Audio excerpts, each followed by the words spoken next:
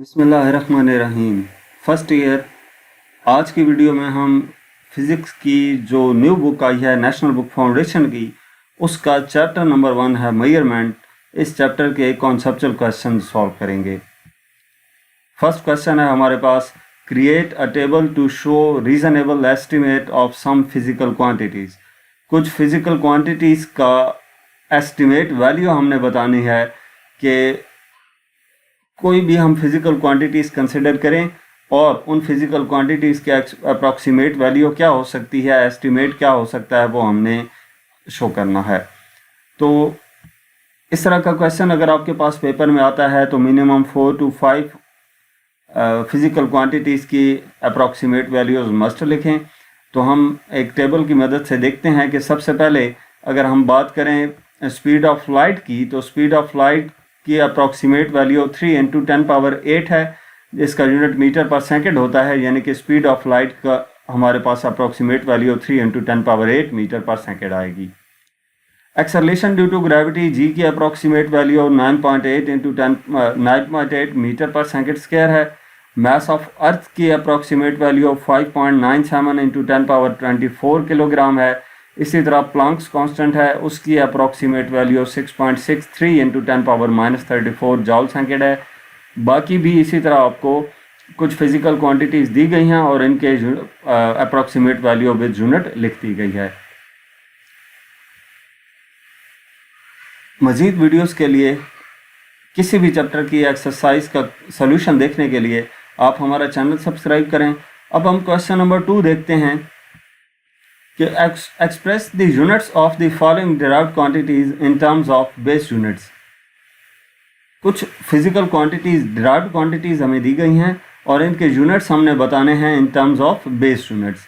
तो सबसे पहले अगर हम फोर्स की बात करते हैं तो फोर्स का आपने फार्मूला लिख लेना है, क्योंकि फार्मूले की मदद से या इसके डिराइव्ड यूनिट की मदद से आपको इसके इन terms of base units find करने इजी होंगे।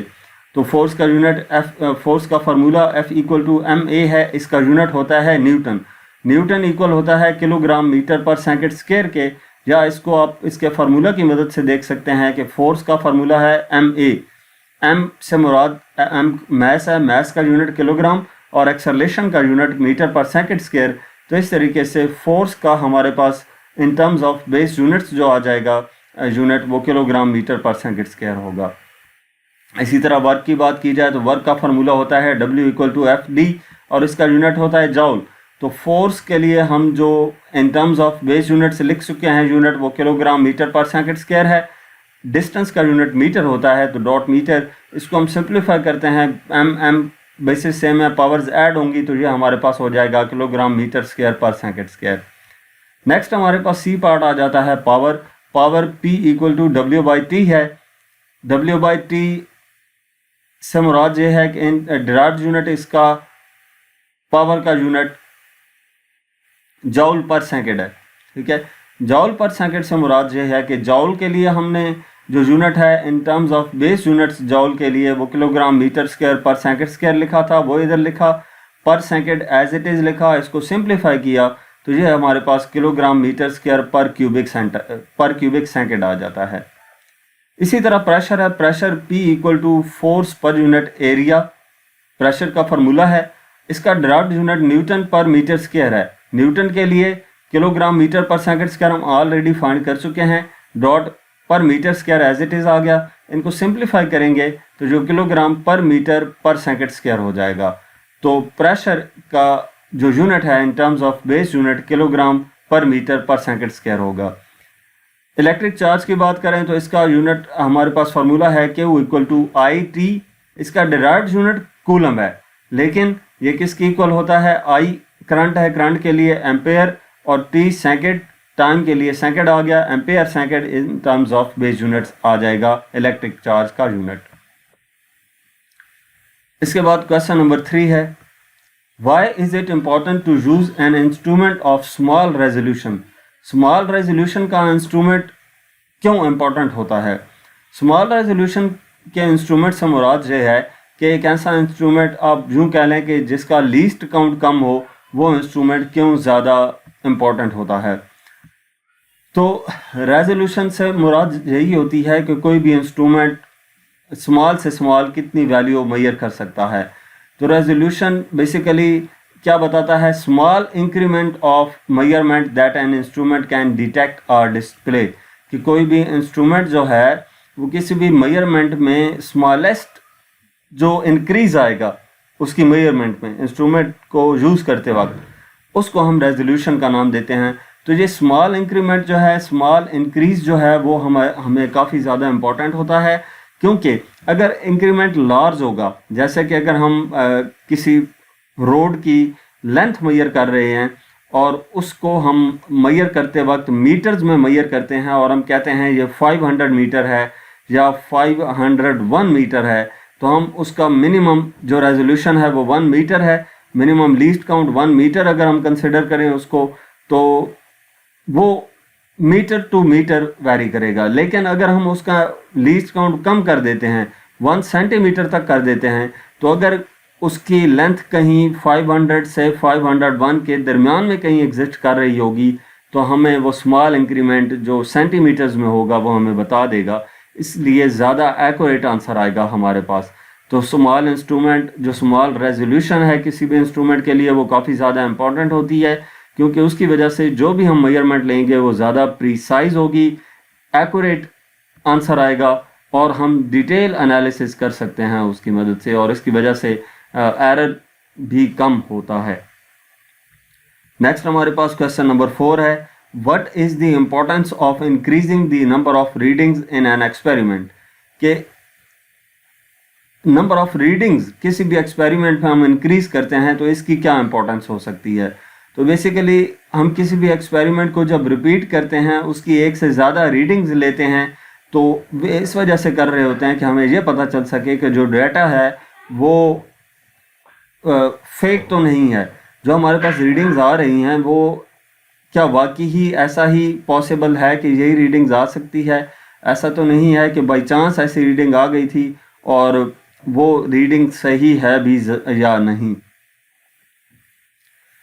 और इसके अलावा इसकी मदद से ये भी होता है कि हम जब ज़्यादा मेजरमेंट्स लेते हैं तो मे बी अगर एक मेजरमेंट लेते तो वो गलती से हम रीडिंग ही गलत काउंट कर लेते, तो आगे उसकी मदद से जो कंक्लूजन्स निकालते वो ही रॉन्ग होते। तो एक से ज़्यादा मेजरमेंट्स लेने से हम जो फाइनल कंक्लूजन निकाल रहे हैं उसके लिए हमें आसानी होगी, हम इजीली देख सकेंगे कि वो जो कंक्लूजन है वो एक्यूरेट है या नहीं। तो बेसिकली ज़्यादा रीडिंग्स जब हम लेते हैं तो उन रीडिंग्स की मदद से हम मीन फाइंड कर लेते हैं। मीन फाइंड करने से उन एक्सपेरिमेंट का जो अप्रॉक्सीमेटली एक्यूरेट वैल्यू है वो हम फाइंड कर सकते हैं। तो एरर को रिड्यूस कर दिया जाता है ज़्यादा मेजरमेंट्स लेकर और उसका मीन लेकर। तो इसलिए काफ़ी ज़्यादा इम्पॉर्टेंट है कि कोई भी एक्सपेरिमेंट करते वक्त उसकी एक से ज़्यादा रीडिंग्स ली जाएं। नेक्स्ट क्वेश्चन नंबर 5 है, what is the difference between precision and accuracy. Precision और एक्यूरेसी के दरमियान क्या डिफरेंस है।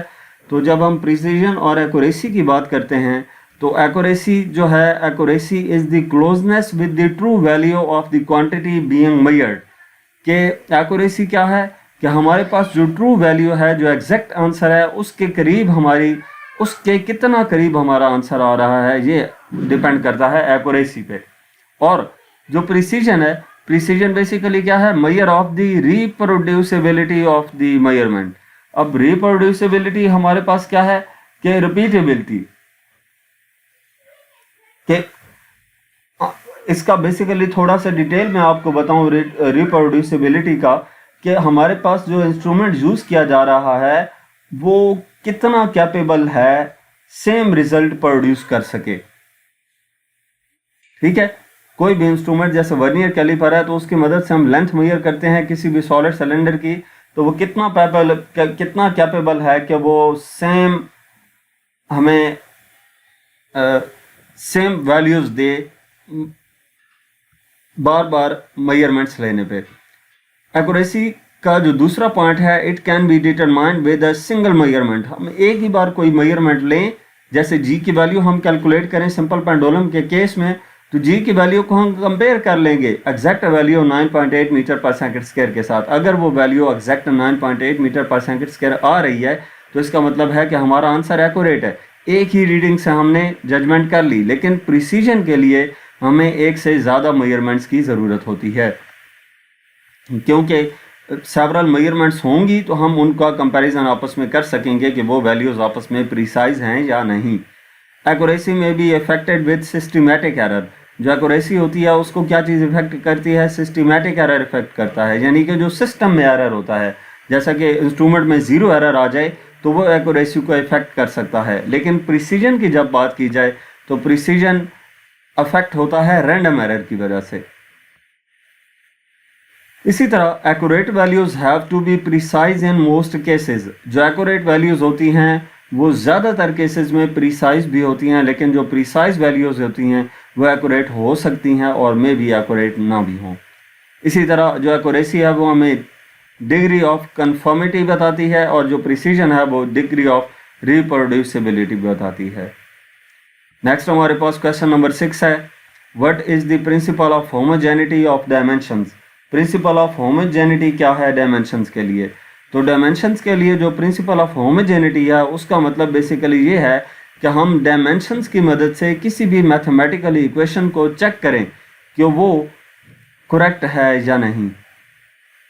जैसे कोई भी इक्वेशन है E = mc² है फॉर एग्जांपल, तो उसकी लेफ्ट हैंड साइड की डायमेंशंस हम फाइंड करें और उसके बाद राइट हैंड साइड की डायमेंशंस फाइंड करें और उन डायमेंशंस को हम कंपेयर करें कि क्या बाकी ही लेफ्ट हैंड साइड की डायमेंशंस राइट हैंड साइड की डायमेंशंस के इक्वल आती हैं या नहीं। अगर वो इक्वल आ जाती हैं तो इसका मतलब है कि प्रिंसिपल ऑफ होमोजेनिटी के तहत वो इक्वेशन करेक्ट है। नेक्स्ट क्वेश्चन नंबर 7 है, A ball is thrown in air and 5 different students are individually measuring the time it takes to fall back down using stopwatches. एक बॉल को air में upward throw किया गया और 5 students मौजूद हैं वहाँ पर, हर एक के पास अपनी स्टॉप वॉच मौजूद है और उन्होंने उस बॉल को ज़मीन पर गिरने का टाइम अपनी अपनी स्टॉप वॉच की मदद से मेजर किया। वो जो टाइम इंटरवल उन्होंने मेजर किया वो value 6.2 second, 6 second, 6.4 second, 6.1 second and 5.8 seconds थी। What is the uncertainty of the result. इन रिजल्ट्स की अनसर्टेनिटी क्या है वो कैलकुलेट करनी है। And how should the resulting time be expressed, और जो रिजल्टिंग टाइम है वो हम कैसे फाइंड कर सकते हैं। तो पहले हम पार्ट 1 की तरफ आते हैं जो कि है what is the uncertainty of the results. Uncertainty find करने के लिए आपको रेंज का मालूम होना ज़रूरी है। रेंज कैसे कैलकुलेट करेंगे कि मैक्सिमम वैल्यू और मिनिमम वैल्यू का डिफरेंस जो है वो हमारे पास रेंज देगा। मैक्सिमम वैल्यू इन वैल्यूज़ में 6.4 सेकेंड है और मिनिमम वैल्यू 5.8 सेकेंड है। इन दोनों का डिफरेंस 0.6 सेकेंड आएगा। ये हमारे पास आ गई रेंज, ठीक है। अब अनसर्टेनिटी जो है वो हाफ ऑफ द रेंज होती है, यानी कि uncertainty equal to range divided by 2। Range की वैल्यू है 0.6 डिवाइडेड बाय 2, तो ये 0.3 आ जाता है, यानी कि परसेंटेज अनसर्टेनिटी जो है रिजल्ट में वो ±0.3% है। नेक्स्ट पार्ट है how should the resulting time be expressed. तो रिजल्टिंग टाइम कैलकुलेट करने के लिए हम इनकी एवरेज कैलकुलेट कर लेंगे। एवरेज हमारे पास मीन टाइम आएगा, इन वैल्यूज़ को ऐड किया, डिवाइडेड बाय 5 वैल्यूज़ हैं तो 5 से डिवाइड किया, यानी कि 6.1 सेकेंड आ जाएगा मीन टाइम। और इसको हम विद अनसर्टेनिटी जब लिखेंगे तो रिजल्टिंग टाइम आएगा 6.1 ±0.3%। Measured value plus minus uncertainty.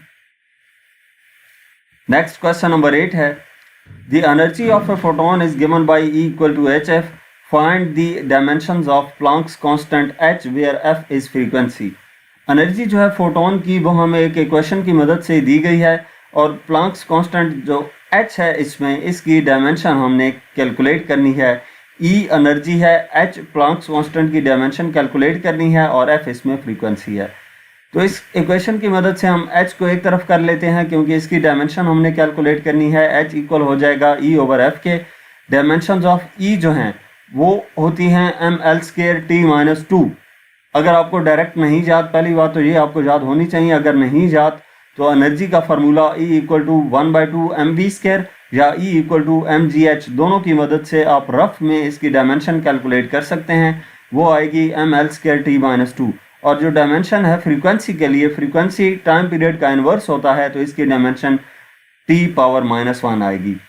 इसको डायमेंशंस इसमें अप्लाई की, dimensions of h equal to e के डायमेंशन लिखी डिवाइडेड बाय f की डायमेंशन लिखी। ये t ऊपर जाएगा तो +1 हो जाएगा, ml2t-2 t⁻1 यानी कि ml2t-1 आ जाएगा। तो ये हमारे पास प्लैंक्स कांस्टेंट h की डायमेंशंस आ गई हैं। जहाँ तक हमारे पास इस चैप्टर के कॉन्सेप्चुअल क्वेश्चंस थे। मज़ीद किसी भी चैप्टर की एक्सरसाइज का सलूशन देखने के लिए आप हमारा चैनल विज़िट करें। इसके अलावा आप हमें इंस्टाग्राम, फेसबुक और यूट्यूब पर फॉलो करें। और अगर आप किसी भी सब्जेक्ट की ऑनलाइन या होम ट्यूशन पढ़ना चाहते हैं तो हमसे व्हाट्सएप पे कांटेक्ट कर सकते हैं। Thank you.